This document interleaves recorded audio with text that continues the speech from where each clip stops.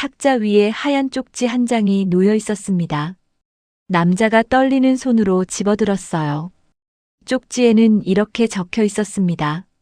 여보, 10년 동안 당신 가족 속에서 사람이 아니었어요. 시골 박사년, 미친년, 폐급 며느리. 다 참았어요.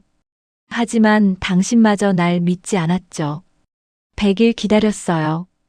오늘 2월 14일. 물이 나오면 당신이 선택하세요. 날 믿을 건지, 형님 가족을 믿을 건지. 지은. 그때 땅이 울렸습니다. 구르르르르. 남자가 밖으로 뛰쳐나갔어요. 여보, 여보. 목이 터져라 외쳤습니다. 그 순간 콱! 우물에서 물기둥이 10m 높이로 솟구쳤어요. 차갑고 맑은 물이 사방으로 튀었습니다. 우물 앞에는 한 여자가 무릎을 꿇고 있었어요. 온몸이 물에 젖어 있었습니다. 그녀의 손은 굳은 살 투성이었고 피가 마른 상처가 7개나 있었어요. 나왔어. 드디어 나왔어.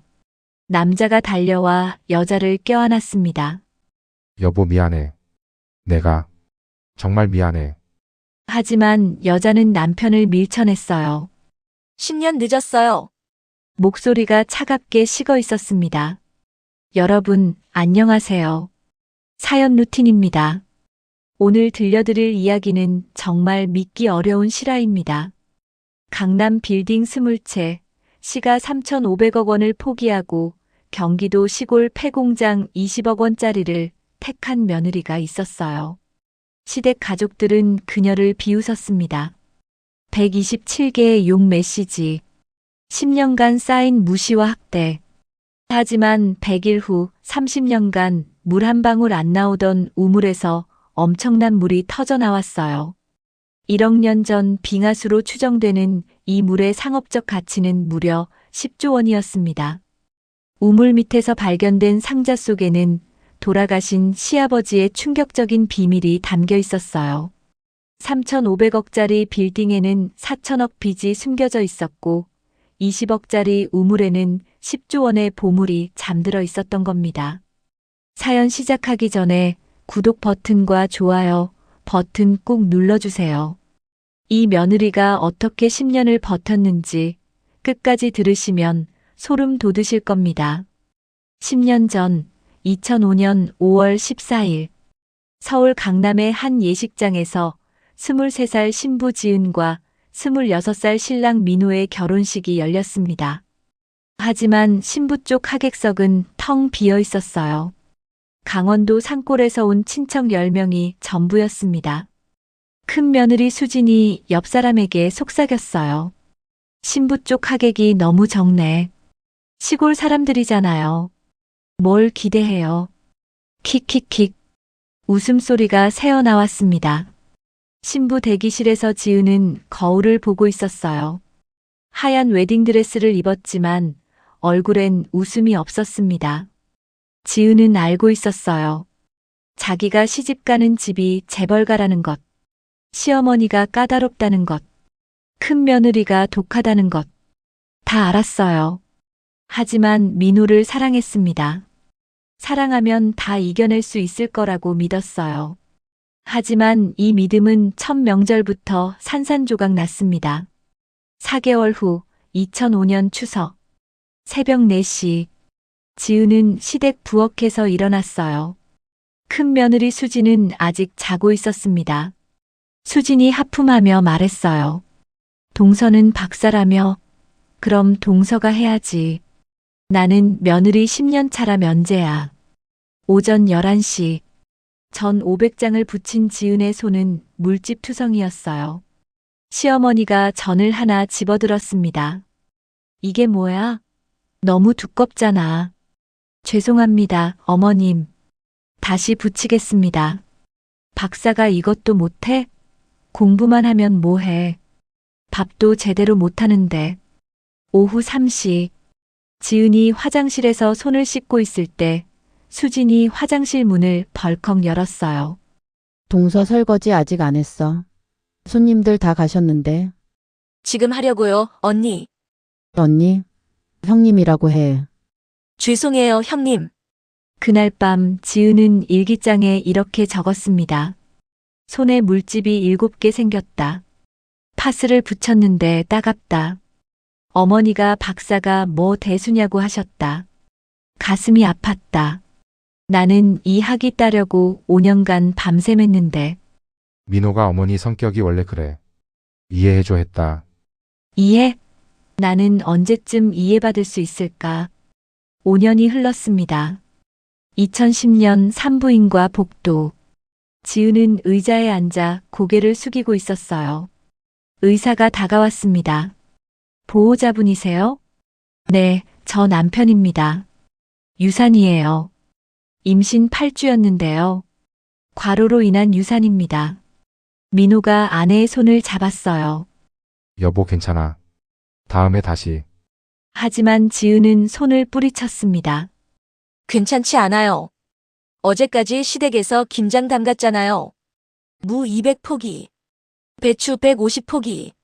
배가 아프다고 했는데 어머니가 젊은 애가 유난 떨기는 하셨잖아요. 당신도 아무 말 안 했잖아요.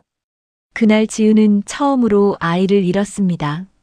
하지만 눈물 흘릴 시간도 없었어요. 일주일 후 추석. 시어머니한테서 전화가 왔습니다. 며느리, 추석 음식 준비해야지. 어머님, 저 지난주에 유산했는데요. 애도 못 지킨 게 무슨 유세냐. 몸 움직여야 나쁜 피가 빠진다. 시댁 부엌. 지은이 전을 부치고 있었어요. 배가 콕콕 쑤셨습니다. 갈비탕 냄비를 들어 올리는데 손에 힘이 풀렸어요. 조심해. 조심 좀 하지. 칠칠 맞기라고. 그날 밤 지은은 일기장에 적었습니다. 유산한 지 일주일밖에 안 됐는데 제사 음식을 하라고 하셨다. 애도 못 지킨 게 무슨 유세냐고 하셨다. 죽고 싶었다. 정말로 베란다에서 뛰어내리고 싶었다. 하지만 친정 엄마가 생각나서 참았다. 또 5년이 흘렀습니다. 2015년 11월 15일 유산 분할 다음 날. 지은의 핸드폰이 쉴 새 없이 울렸어요. 단체 카톡방 우리 가족에서 메시지가 폭주하고 있었습니다. 수진 얘들아, 우리 시동생 며느리 진짜 미쳤나봐 키읔키읔키읔. 수진 3,500억짜리 빌딩 버리고 20억짜리 폐공장 택했대 키읔키읔키읔. 친척일 헐 대박 키읔키읔키읔 박사 맞아요? 키읔키읔키읔. 친척이 민호 인생 망했네요 키읔키읔.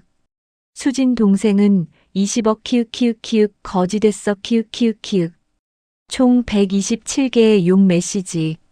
미친년 23번, 폐급 며느리 18번, 정신병자 15번. 지은은 127개 메시지를 하나하나 캡처했어요. 증거로 남기려고요. 그날 밤 일기장에 이렇게 적었습니다. 오늘 단체 카톡방에서 127번 욕을 먹었다. 민호는 카톡방에서 한마디도 안 했다. 나를 한 번도 감싸주지 않았다. 이제 지쳤다. 100일만 기다리자. 물이 나오면 증명되는 거다.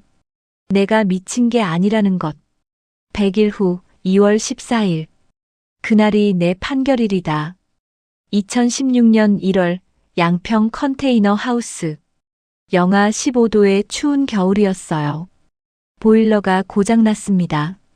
민호가 다가왔어요. 여보 내가 형한테 돈 빌려볼까?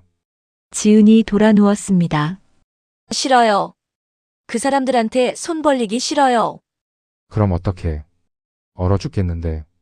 가요. 당신이랑 자기 싫어요.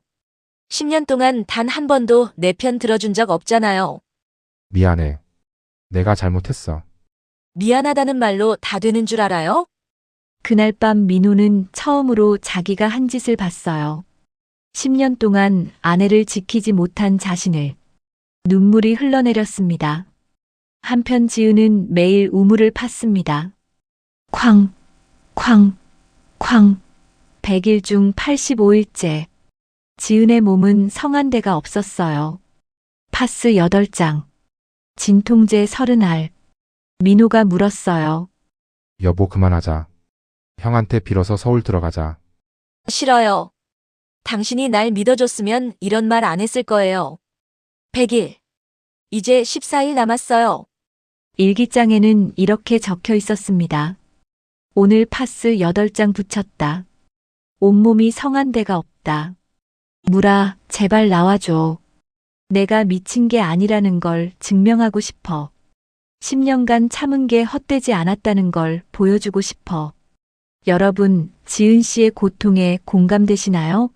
좋아요 버튼으로 지은 씨에게 응원을 보내주세요. 그리고 드디어 그날이 왔습니다. 2016년 2월 14일 새벽 5시 35분. 콱! 우물에서 10m 높이로 물기둥이 솟구쳤어요. 지은이 무릎 꿇고 있었습니다. 나왔어. 드디어. 나왔어. 10년의 고통이 100일의 인내가 이 순간으로 보상받았습니다. 달고 시원한 물. 입안에서 특별한 맛이 퍼졌어요. 이건 보통 물이 아니야. 그날 오후 2시 KBS 뉴스가 보도됐습니다. 양평군에서 30년간 물이 안 나오던 우물에서 기적적으로 물이 솟아났습니다. 1억 년 전 빙하수로 추정되며 희귀 미네랄 함량이 세계 최고 수준. 상업적 가치는 10조 원으로 추정됩니다.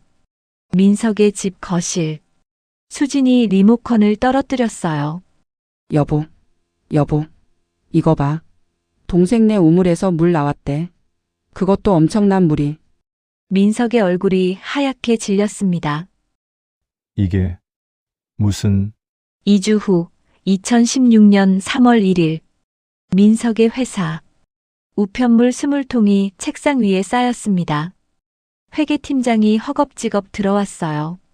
사장님, 큰일 났습니다. 건물 20채 전체에 선순위 근저당이 설정되어 있었습니다. 뭐? 총 부채액 4천억 원. 즉시 상환 요구.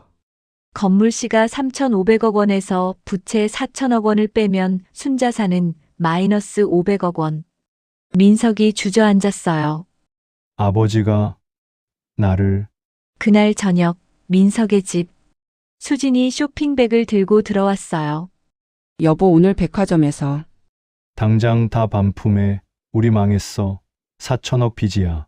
쇼핑백이 바닥에 떨어졌습니다. 뭐라고? 일주일 후 양평 우물가.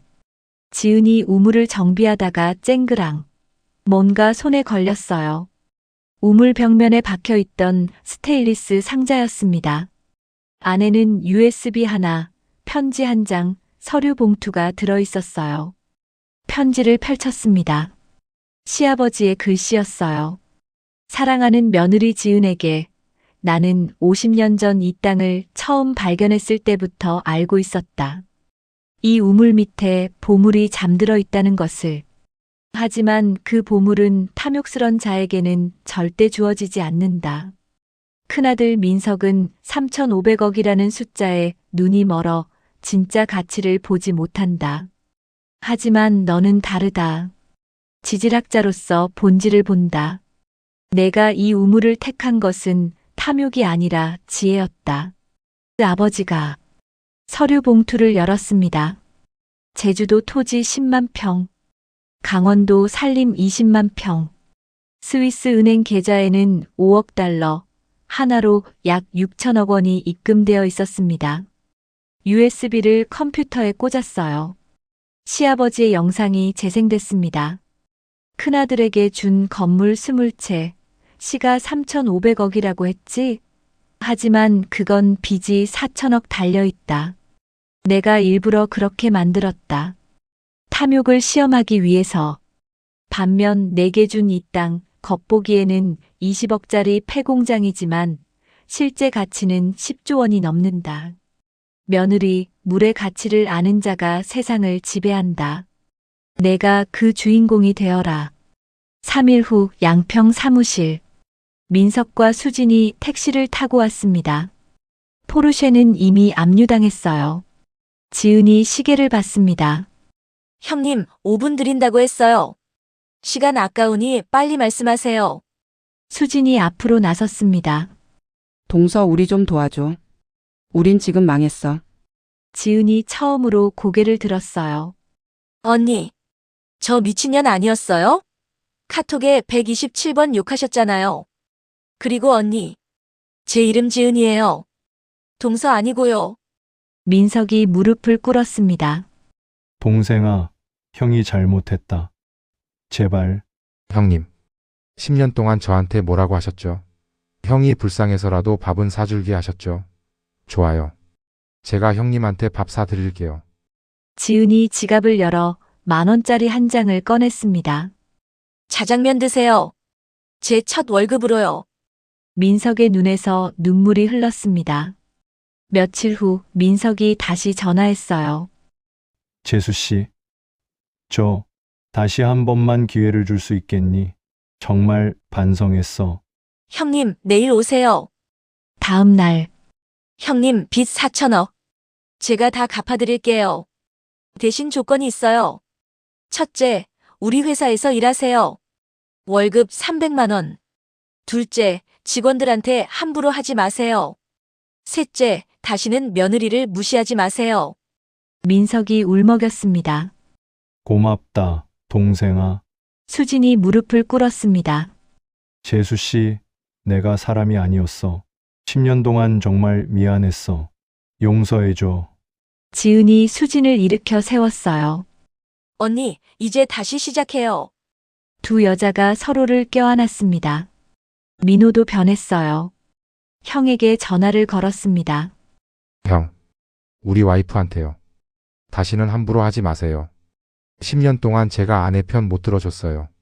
이제 바꿀게요. 민호가 지은 앞에 무릎 꿇었어요.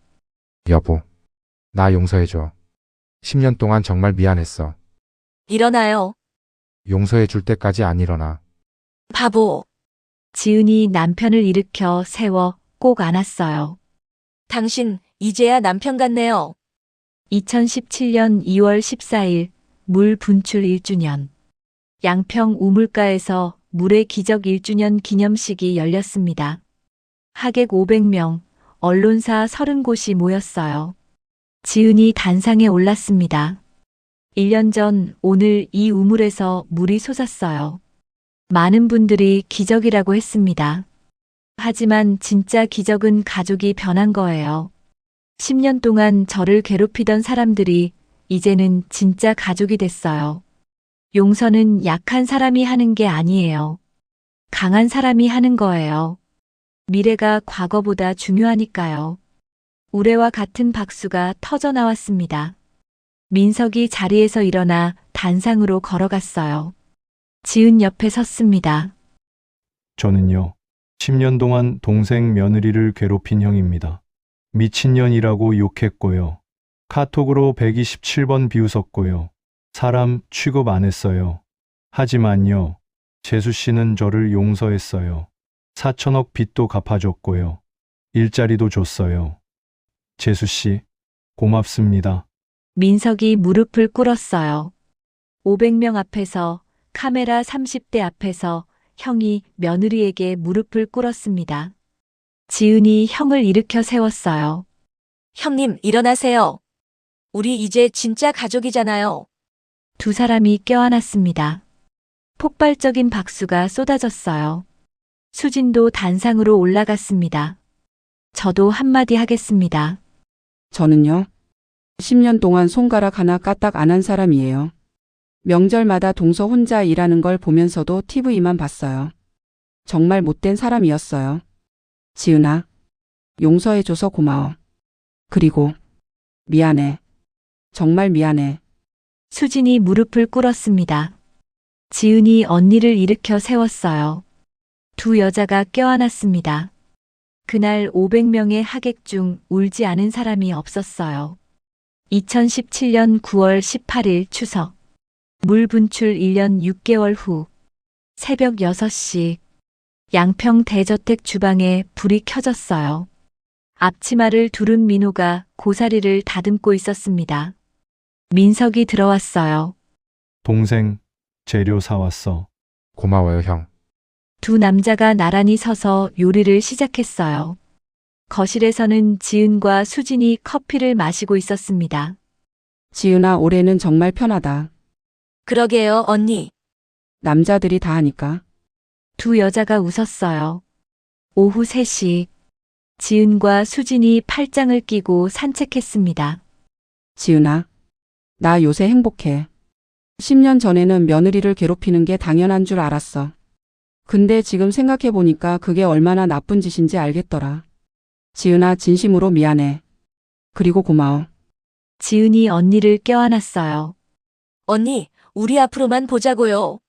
10년의 미움은 1년 만에 용서로 바뀌었어요. 가족은 진짜 가족이 됐습니다. 2020년 현재 김지은 생명수 회장, 연 매출 2조 원, 김민호 생명수 연구소장, 매일 저녁 요리, 김민석 생명수 CEO, 따뜻한 상사 별명, 강수진 생명수 카페 총괄, 매달 봉사활동 참여. 가족 4명이 식탁에 둘러앉아 웃고 있었어요. 진짜 행복해 보였습니다. 지은의 목소리가 들렸습니다. 10년 동안요. 저는 미친년이었어요. 하지만 한 번도 제 선택을 후회하지 않았어요. 왜냐고요? 진짜 가치는 숫자가 아니라 본질에 있다는 걸 알았으니까요. 그리고 배웠어요. 참는 것과 당하는 건 다르다는 것. 며느리도 사람이라는 것. 존중받을 자격이 있다는 것을요. 여러분, 오늘 이야기 어떠셨나요? 3,500억 원 대 20억 원. 누가 봐도 답은 정해진 것 같았죠? 하지만 진짜 가치는 숫자가 아니라 본질에 있었어요. 가장 가까운 사이일수록 고맙다, 미안하다는 말에 인색하기 쉽습니다. 며느리의 희생을 더 이상 당연하게 여기지 말고 시댁의 권위를 내려놓을 때 집은 비로소 세상에서 가장 편안한 쉼터가 됩니다. 댓글로 여러분의 이야기도 들려주세요. 이 사연이 통쾌했다면 좋아요, 눈물 났다면 하트를 눌러주세요. 이야기를 끝까지 들어주신 분이 계시다면 잘 들었다고 댓글 하나만 남겨주세요. 구독하시면 매일 새로운 감동 사연이 찾아옵니다. 좋아요는 더 좋은 영상을 만드는 힘입니다. 지은 씨 가족의 앞날에 늘 웃음꽃만 가득하길 바라며 오늘 사연 마칩니다. 시청해주셔서 감사합니다. 다음 사연에서는 시어머니가 며느리 통장을 훔쳐 3천만 원을 도박에 탕진한 이야기, 그리고 며느리의 통쾌한 복수가 펼쳐집니다. 구독하고 알림 설정하세요. 다음 사연 놓치지 마세요. 사연 루틴. 매주 월수금 오후 7시 업로드. 이 이야기는 실화를 바탕으로 각색되었습니다. 여러분 곁에 며느리, 딸, 아내를 존중해 주세요. 다음 사연에서 만나요.